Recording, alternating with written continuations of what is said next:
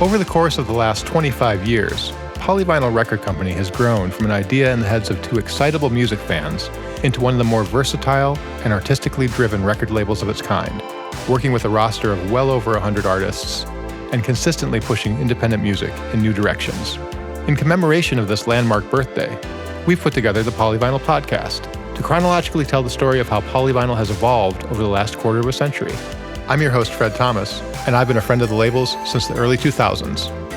Along with Polyvinyl staffers Natalie Davila, Andy DeSantis, and Seth Hubbard, we sat down and talked to just some of the folks who have been part of each of Polyvinyl's various phases, conducting dozens of interviews and piecing together an oral history of the label from first-hand accounts and collective memories. With each episode, we'll get deep into every era, moving from DIY beginnings to where the label is at today, and looking at how Polyvinyl and their family of artists have navigated the ever-changing music industry while holding on to core beliefs of positivity, kindness, and good music for all you good people.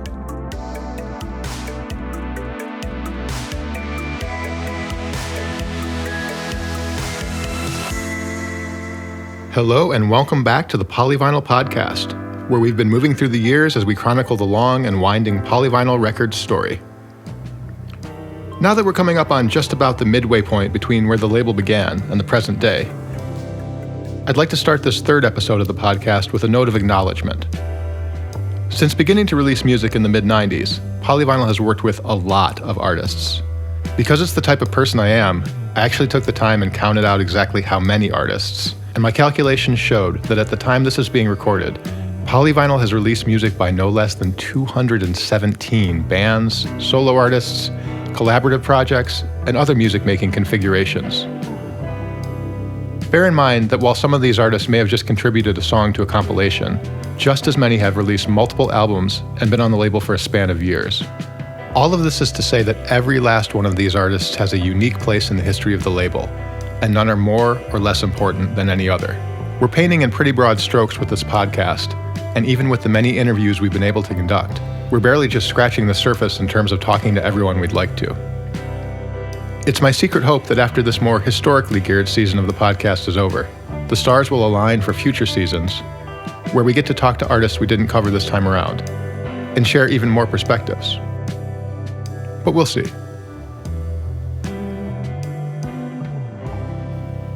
Along those same lines, our last episode took us right up to that beautiful and disorienting time, the mid-2000s, and we spent a lot of time discussing of Montreal's wildly prolific initial run with the label between 2004 and 2008.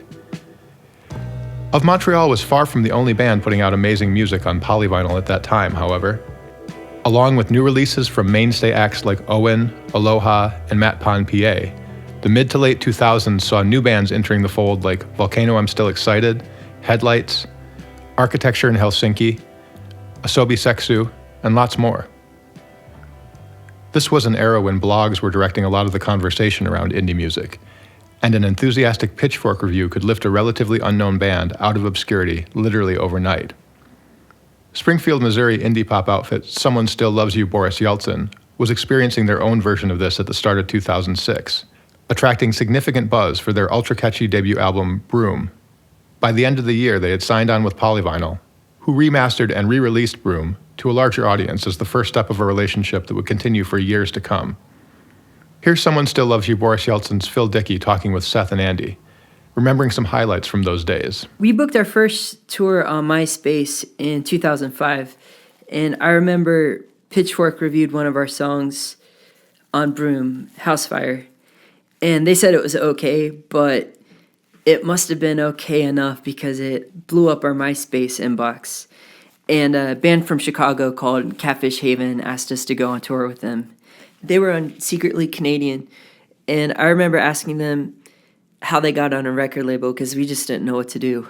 They said, don't even worry about it because someone from a record label will probably come to your show on this tour. And sure enough, the next day, Seth came to our show in Champaign. I remember I came and bought a CD that night. I bought Broom because I had heard you guys online. This was early days when I wasn't signing bands or any of that. I got it, and then it was like, I took it to the office like the following week and was like, saw this band and we should try and do it. It was one of the first times where I kind of got something through. I didn't know that. We just thought you were like signing bands like No, I'm glad I gave that vibe, but yeah, it definitely was more like I didn't really get to sign bands for a lot of years, but that was definitely one where I remember bringing it to the office and being like, this is so good, like we should try to do it. We never really thought we would be on a record label or even go on tour or play a show outside of Springfield, Missouri. So every single thing that happened to us was like a dream come true. And we were chasing every opportunity we could. I mean, we would play anywhere. Like if you asked us to play at your birthday party or in your basement, you could just send us a message on MySpace and we'd probably show up if we could get off work. In 2008, after a few years of relentless touring, the band followed up their fuzzy lo-fi debut with the sharper production of second album, Pershing. Broom, our first album, it was all recorded in Will's attic. That was before we'd ever gone on tour. And I think our next album, Pershing, was a reaction to being on the road and wanting to make a record that sounded like our live show. But we didn't want to betray people who liked our home recordings. So our solution was to record everything at home again, but this time with better microphones that we borrowed from Chris Walla. When we got to Let It Sway in 2010, Chris offered to produce that album for us. And at that point, we said we can't do it at home anymore, we'll go crazy. So that was our first time in a real studio. When we got to Fly By Wire in 2013, and it seemed like people wanted us to make lo-fi stuff again. So basically every album was like, we were just trying to betray as few people as possible without going crazy. One thing we always loved about working with Polyvinyl was that you guys always let us kind of build the ship as we were sailing it instead of making us do things we didn't want to do. One example I can remember is that when we first started thinking about music videos, we had this idea that our friend Brooke, who was still in high school, that you guys could give him a few $100s and we could make a music video in our neighborhood. And I think most labels would have shot that idea down just because he was still in high school, but you guys trusted us that it wouldn't suck. And then he ended up doing all our music videos over the next few years, and he went on to do videos for a lot bigger people. Like he did something with Billie Eilish last year. So I'm just glad we didn't mess up Polyvinyl or our friend's career, you know. It's also fair to mention you guys stepped in a couple times and really saved us from making some bad decisions. I really thought it was a good idea to call the last album we did with you guys Spider Baby. And I forgot about that. There were some like internal arguments about, not with you guys, with the band. And I was like, guys, no, trust me, Spider Baby's awesome.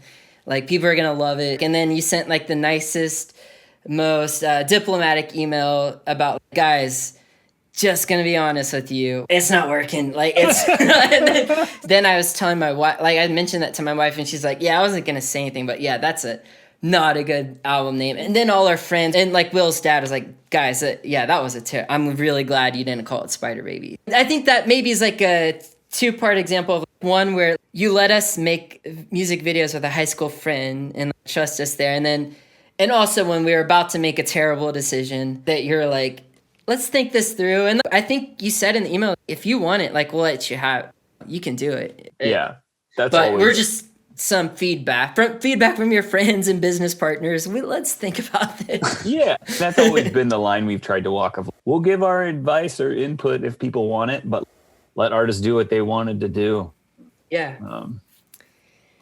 But yeah, Spider Baby. Forgot all about that.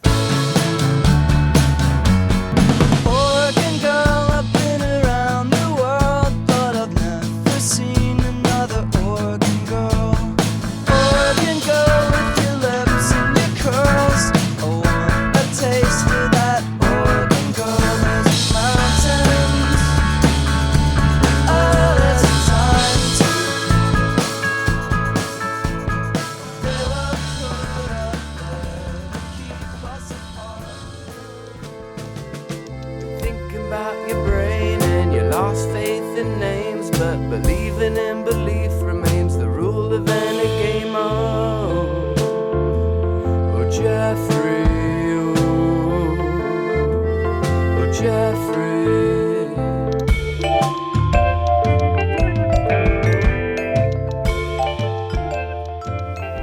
Throughout the aughts, several established bands would join the Polyvinyl roster. In 2004, Joan of Arc, the boundary-pushing project fronted by Cap'n Jazz vocalist Tim Kinsella, signed on for the release of their ambitious seventh album, Joan of Arc, Dick Cheney, Mark Twain. And esteemed New York band Ida brought their delicately beautiful indie folk sound to the label beginning with 2005's Heart Like a River. Scared of the override.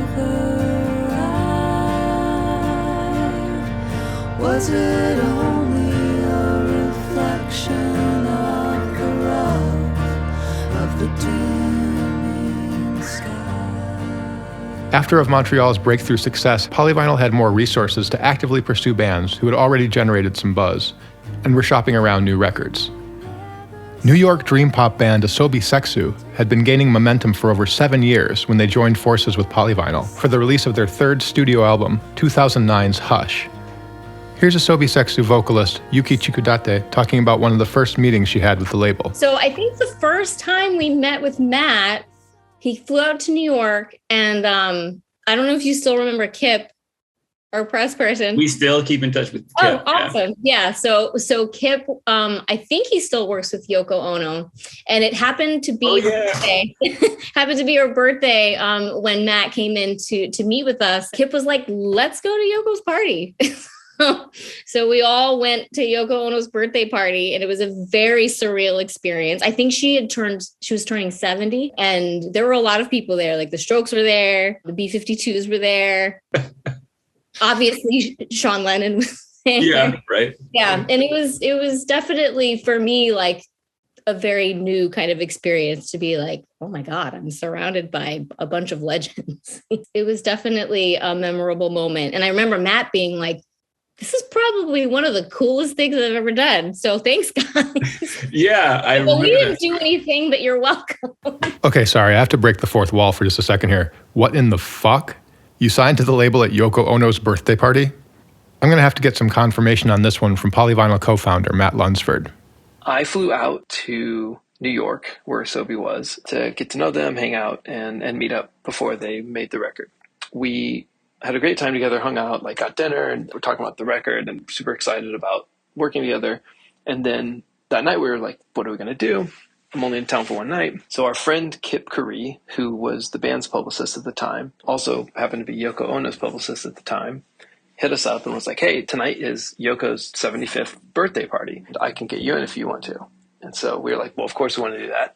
I remember us like walking in, there were probably less than 100 people there. The moment we walked in, it was like, oh, there's David Byrne and there's like the dudes from the Strokes. We ended up hanging out there all night. At one point, I vividly remember Rufus Wainwright going up to a piano and sitting down and playing a song for Yoko. And then all of us singing happy birthday, and then being served cake and sitting there eating the cake and looking around at each other like, can you believe this is happening? This is the most bonkers thing ever. Damn. Amazing.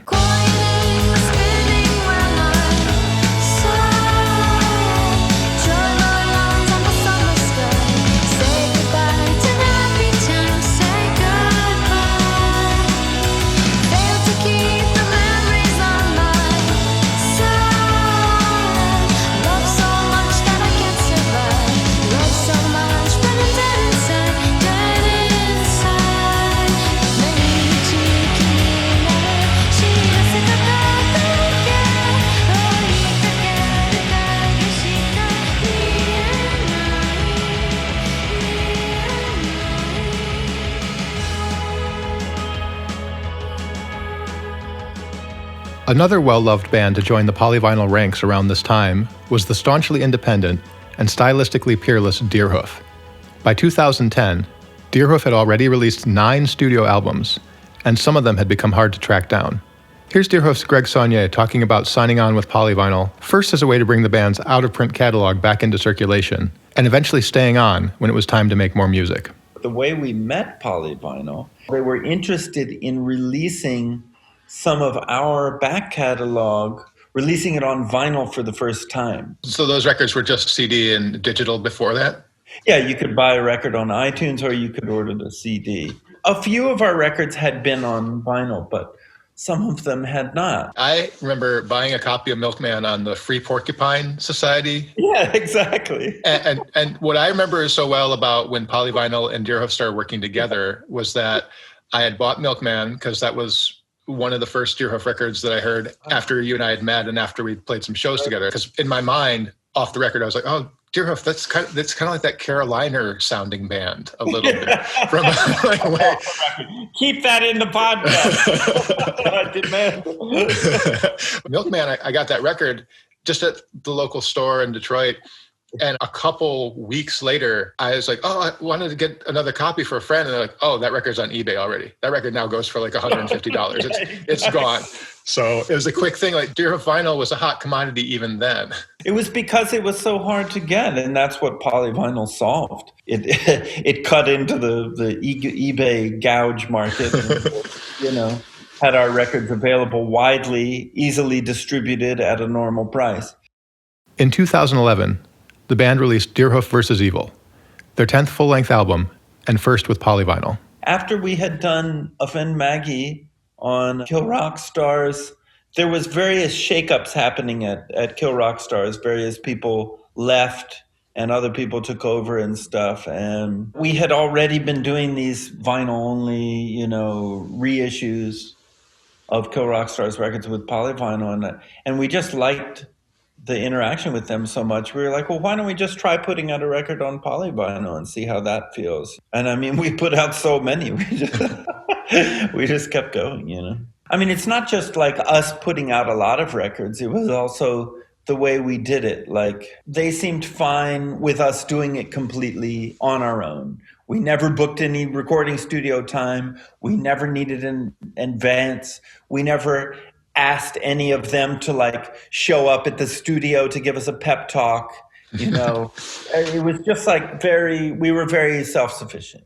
Then there was also this thing of us kind of being very hands-on. So in other words, they were kind of really hands-off with us making the records. But then we were really hands-on about we were super nitpicky about the bio or the blurbs or what the poster should look like and stuff. And they got to know pretty quickly that there would be lots of revisions of things and there'd be lots of brainstorming, lots of back and forth and lots of, oh, I'm not so sure about this. Can we try again?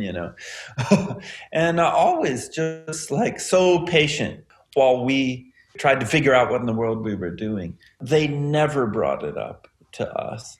But at one point, I may have consulted them and was like, hey, Polyvinyl, is there anything you think that we could be doing that would make the band more of a success? And they're like, well, since you asked, maybe you could wait just a little bit longer between records. But even in that case, there was just no push. They were so game, for whatever, really down. The amount of trust that was coming from the label, I mean, with Polyvinyl, it was on such a high level of trust that, of course it was affirming. And at the same time, there would be times there's this funny thing. When we started in 1994, it was, all the conversation had been for the previous 5 years about bands that sell out, which means they would get on a major label and lose their creative control. But, we were so DIY and so helpless that we would just sometimes would get our hands and knees and plead for our creative control to be taken away by some label exec, who we totally figured had some clue what in the world a record is supposed to sound like or what record might sell. And it was just, almost to their credit, it was Seth and Matt were just continued to be no, no, you guys are great. Just keep doing what you're doing.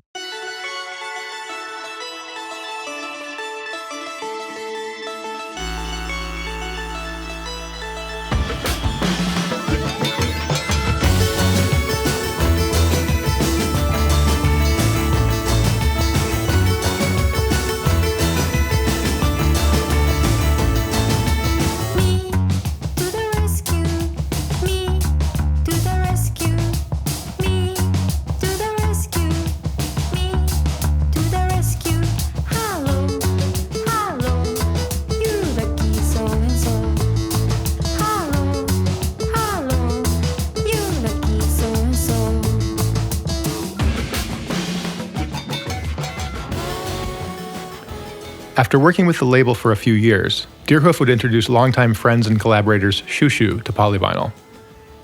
Here's Shushu's Jamie Stewart. Deerhoof was the band that helped us get onto 5RC and Kill Rock Stars, and we became really good friends with them. Greg Saunier, the drummer, has produced a bunch of Shushu records and done a lot of writing with us, and a very good friend and musical mentor.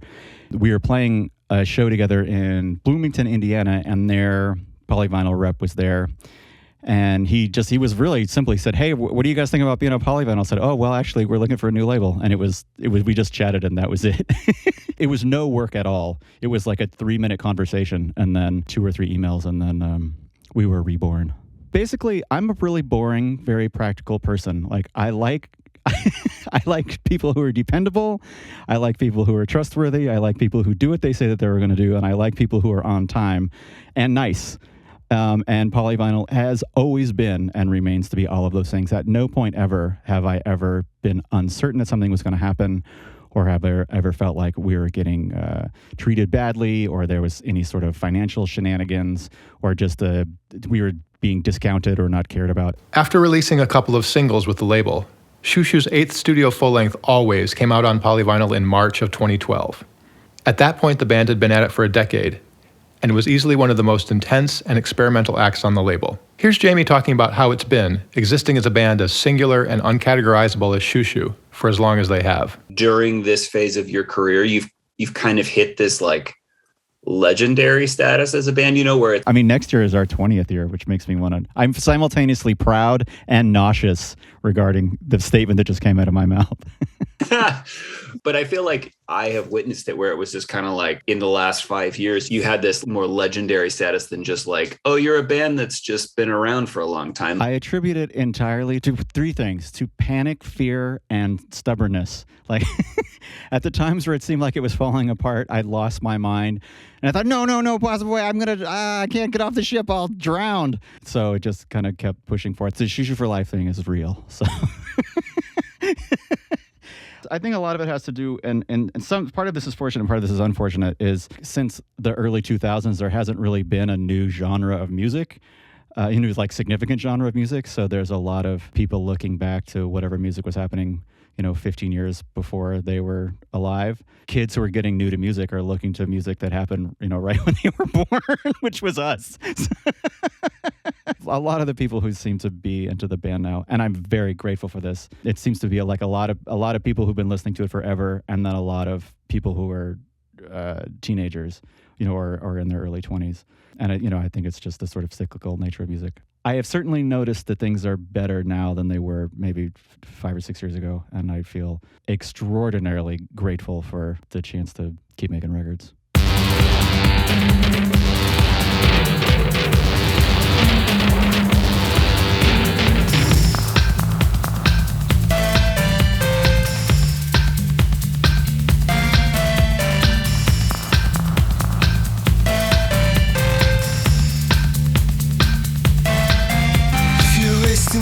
Say hi.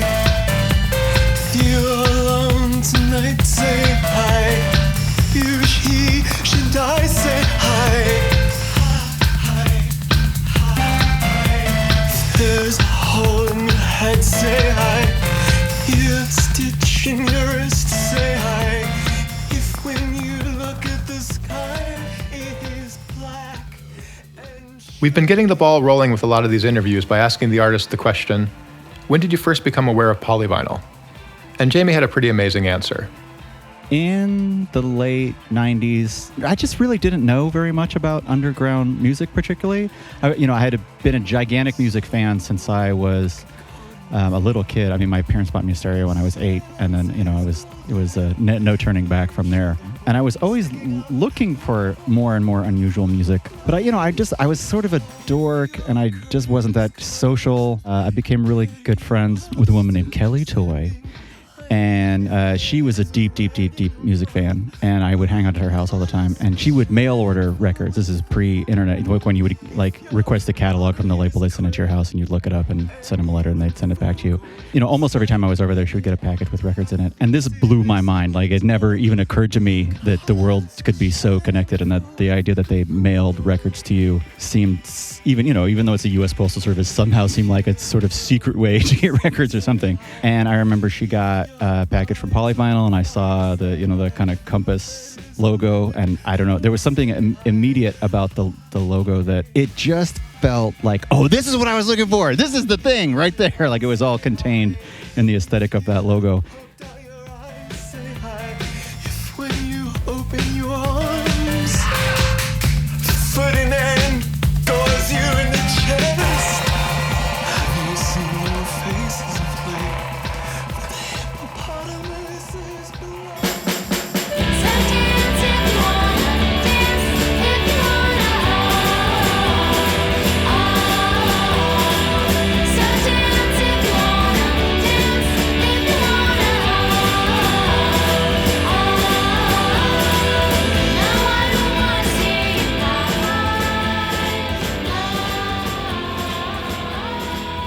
Along with Deerhoof, Shushu, and Asobi Seksu, another notable polyvinyl migration was Brooklyn noise pop trio The Vivian Girls, who released their third album Share the Joy on Polyvinyl in 2011.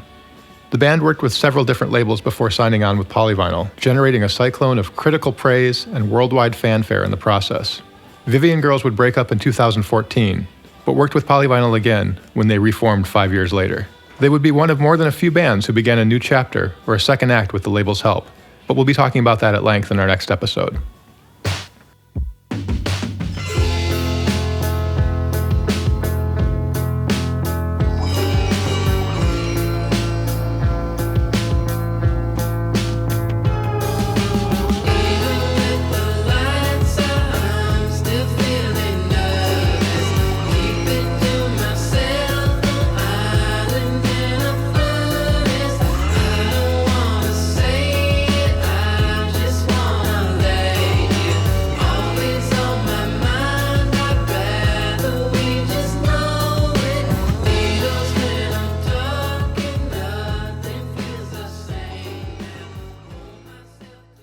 Portland, Oregon's Starfucker began in 2007 as an outlet for Josh Hodges' songwriting, but became a full-fledged band with the inclusion of members Sean Glassford and Keel Corcoran, as well as additional rotating touring members. Even in their earliest days, Starfucker's danceable, hypercharged pop was both instantaneously catchy and intriguingly off-center, and they signed on with Polyvinyl in 2010. But it almost didn't happen. Here's a conversation I had with the band that began with them explaining to me how they narrowly avoided a missed connection. We've tried to have a manager a number of times, like 4 times, and every time it's been just a total failure.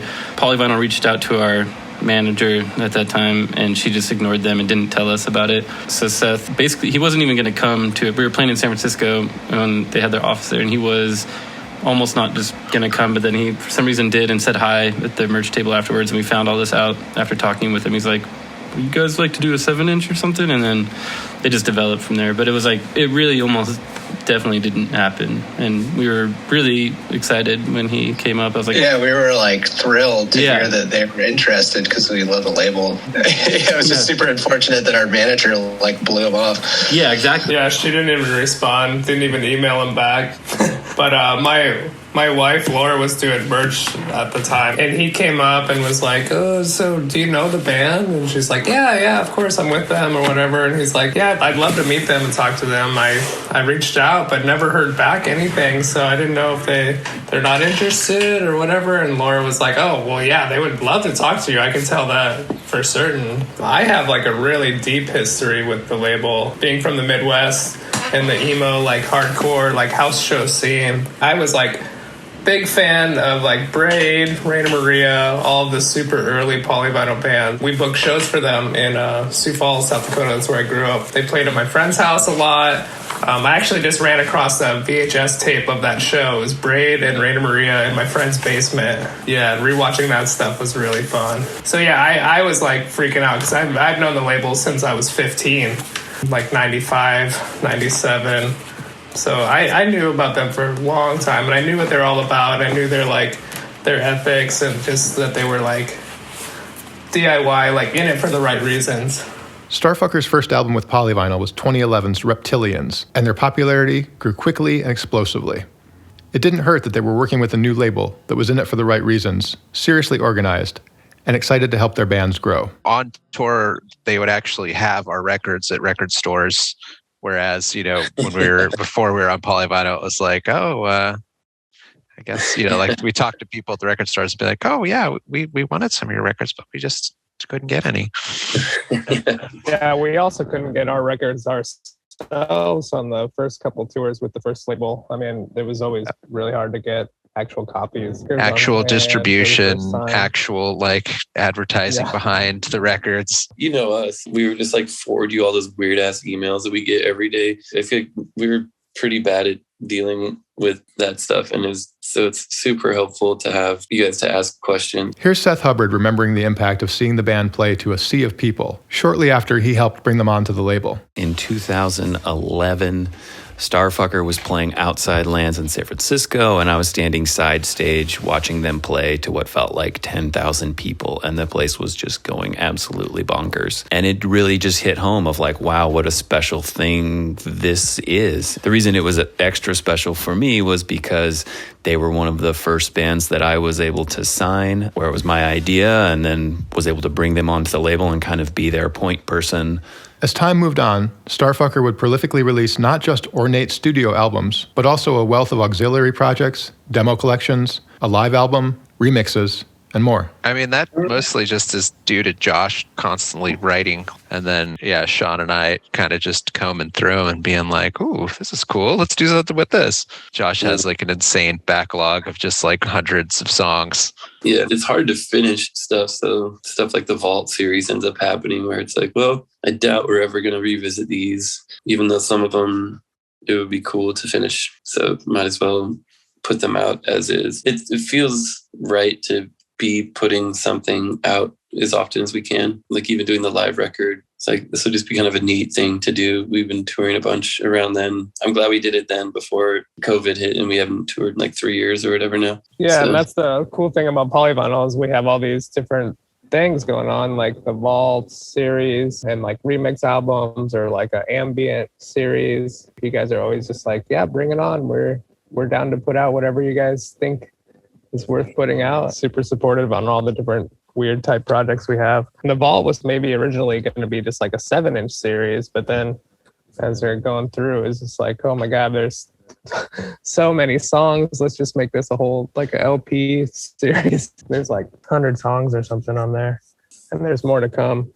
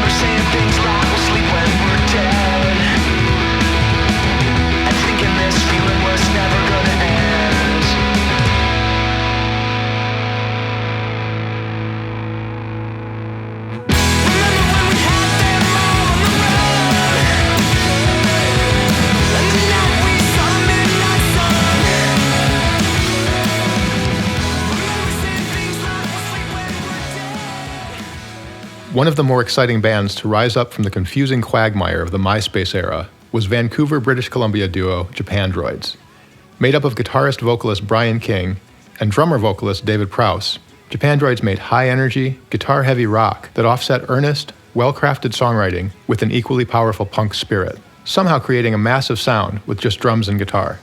Even from their earliest days, Japandroids dove headfirst into a work ethic that resulted in hard touring and non-stop grinding to get their music heard. We're jumping around a little bit in the timeline, but here's a conversation Seth and I had with Japandroids drummer David Prowse, where he walked us through how the band came to work with Polyvinyl on their 2009 debut album Post Nothing, when they were at the brink of implosion. Looking back at that whole time and really remembering everything that was going on in 2009 when Post Nothing came out, I am so grateful that we ended up with Polyvinyl. Basically what happened was Japandroids were going to break up. We didn't think that our career was going anywhere.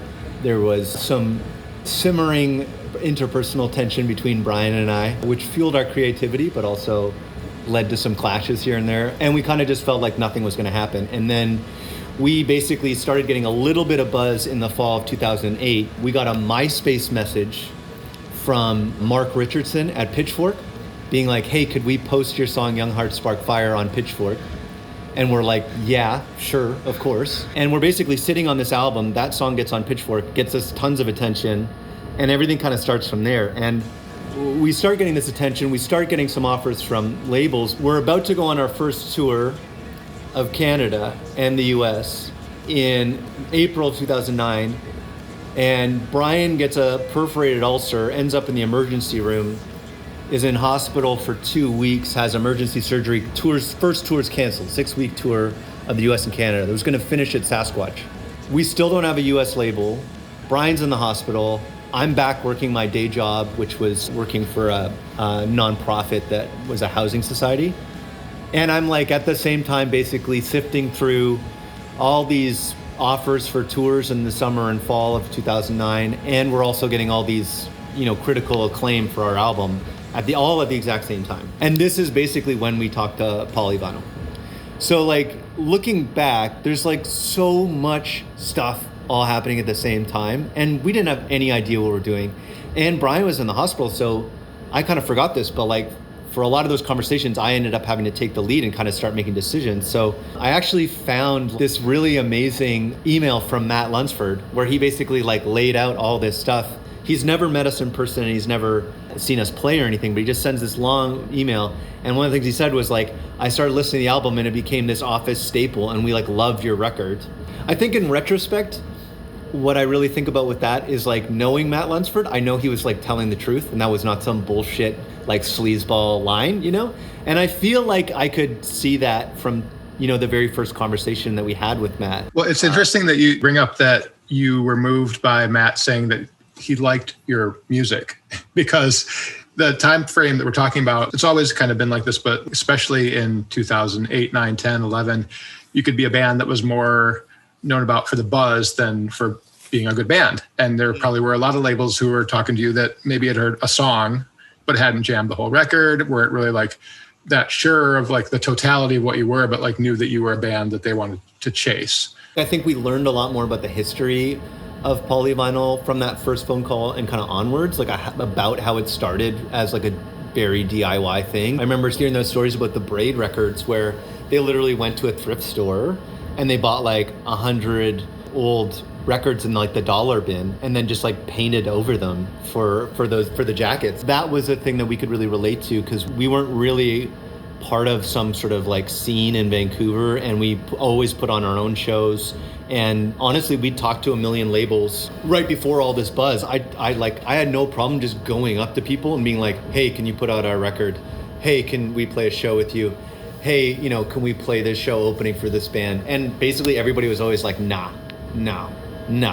And we kind of had to do everything ourselves. And I think we kind of took some pride in that too, being sort of a DIY band. So I think coming from that world a bit, I think we related to that too, for sure, that history. A DIY background wouldn't be complete without healthy amounts of suspicion and distrust, directed at anything that even slightly resembled the man.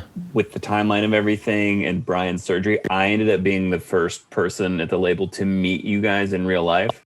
Yeah, in Seattle. Yeah, and so because like all the shows had been canceled, but since you were so close to Seattle, you could go do a KEXP session.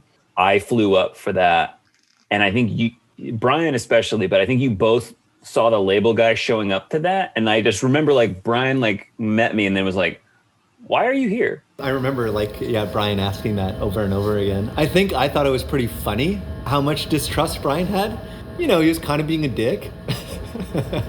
In a funny way, because he's a funny guy, obviously. But I think there was, like that DIY thing, right? Where it's like you don't trust the record label guy. Like, who is this guy? I feel like our eyes lit up a little bit when we saw that you pull out the like corporate credit card to pay for our dinner at the Kingfisher. R.I.P. Great restaurant. I love that place. Yeah, but being like, whoa, okay. This guy can stick around. He's buying drinks for us? All right. Post Nothing was a huge success, and a combination of near-universal critical acclaim and the band's perpetual touring put them in a position where the next record could be an even bigger deal. Released in 2012, Japandroids' sophomore album, Celebration Rock, was a monumental step up for a band already firing on all cylinders. A collection of 8 high-powered anthems that crackled with emotional immediacy and abandon. Here's David Prowse. I mean, we toured a ton. We toured like basically all of 2009 and a good chunk of 2010. Celebration Rock comes out in 2012. So in retrospect, it doesn't seem like it was that long a break, but at the time it felt like we kind of disappeared, you know, and we were this sort of buzz band. Then we'd kind of ridden the buzz as much as we could on that first record, put out a couple singles. Younger Us came out in 2010, and obviously that connected with a lot of people, and people really liked that song, so that allowed us to keep touring for a bit longer. But we kind of disappeared for most of 2011. We did one tour, and it felt like the record really wasn't coming together in the way we wanted. Even right up till the very end, like while mixing it and mastering it, like we basically ran out of money and we're like, I guess it's done now because we don't really know what else we can do. Writing is really fun for us. Performing is really fun for us. Recording is always a nightmare. It's never fun for us. So by the time we finished it, it was more just like, or at least for me, I was just like, thank fucking God it's over and we don't have to like worry about recording for a while and we can go back on the road. But like, I don't remember Brian and I jumping around and high-fiving each other about what an awesome record we'd made, you know, like it didn't feel like that for either of us, I don't think. Brian, I think especially, wasn't very happy with how it had been mixed and kind of felt like he didn't know how to make it better, but it was just like, I guess that's as good as it's going to be.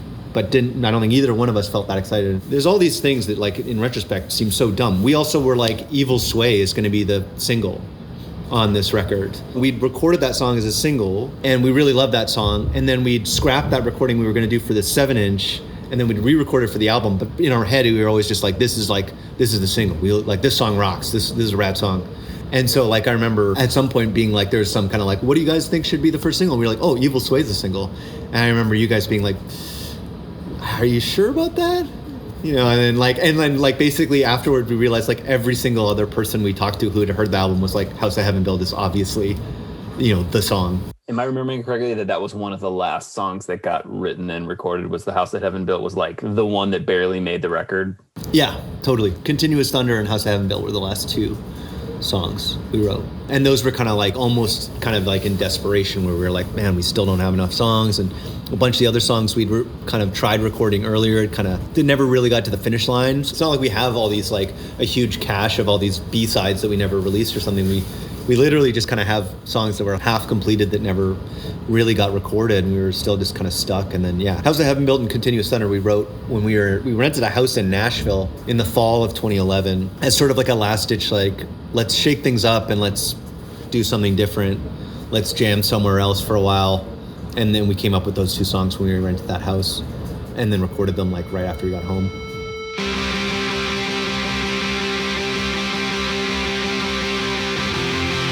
When the soul of the city was laid to rest, and the nights forgotten and left for dead.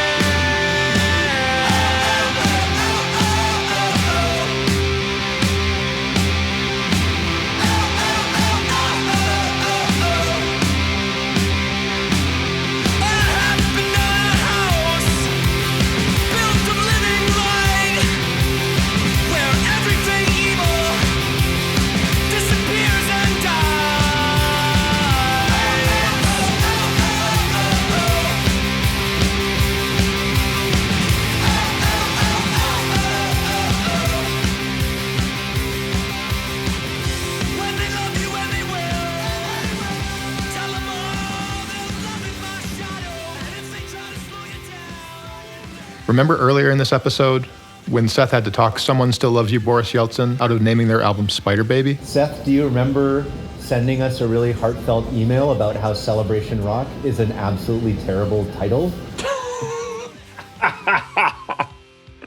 I do. You do? Yeah.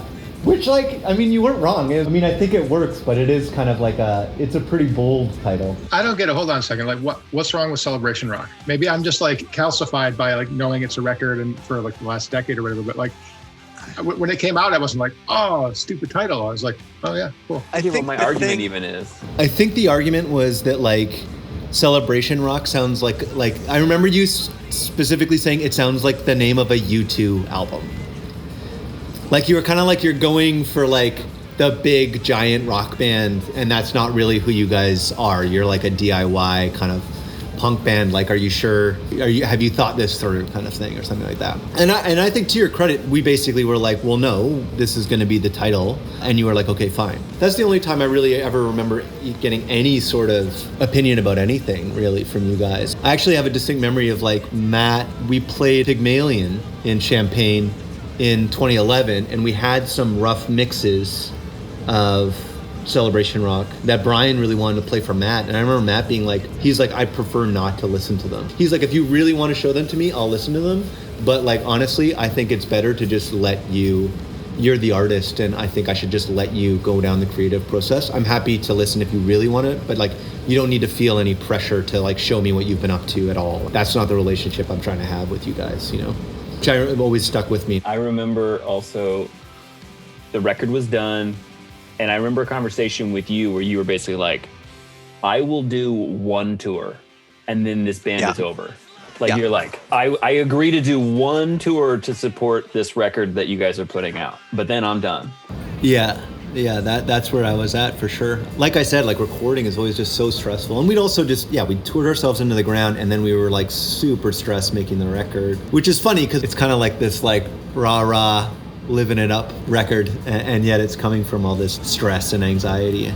Yeah, I mean, I remember having that phone call. I didn't have an apartment anymore. Right around then was when my partner who I'd lived with and we broke up, and then I was like kind of like couch surfing, and then at that point I think I was like living with my parents again. I'm like, fuck man, I'm like almost 30, I'm living with my parents right now, and I'm like, this record's so stressful. And I just remember like I was like pacing around like up and down the block talking to you, just being like, fuck this, I'm gonna do one record. I think that would be nice. We'll do one record. I want to support this. We worked really hard on this album. I'll do one tour, and then that's it. Yeah. And then what is it, 10 years later now almost? Of course, there was much more than one tour. The waves of excitement created by Celebration Rock found the band touring the world in between appearances on Letterman and Fallon. It remains one of the most popular releases in the Polyvinyl catalog. This episode of the podcast will be going live in early 2022. And it's safe to say that this year will also probably see some celebration for the 10-year anniversary of such an important record. Stay tuned for more on that a little down the road.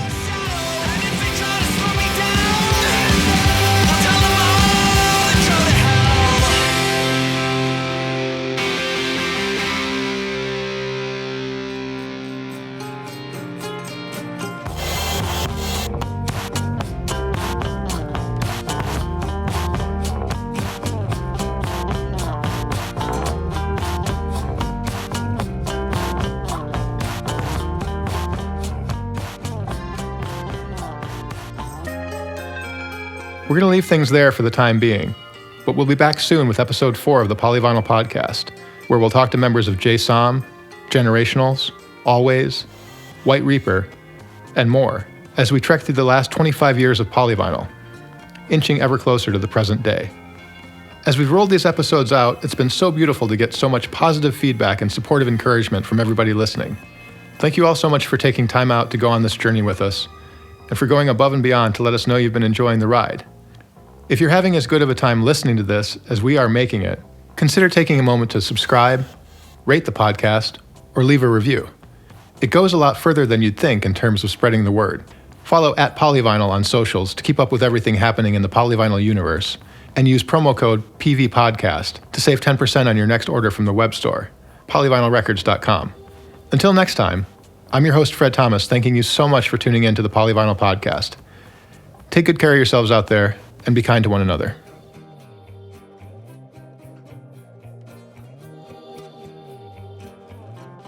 Okay, cool. Tonight you're like, hey, I said this thing and I don't want that to get used. We have an argument, and I'm like, I meant to say 50 cakes in your ass, not 25 cakes.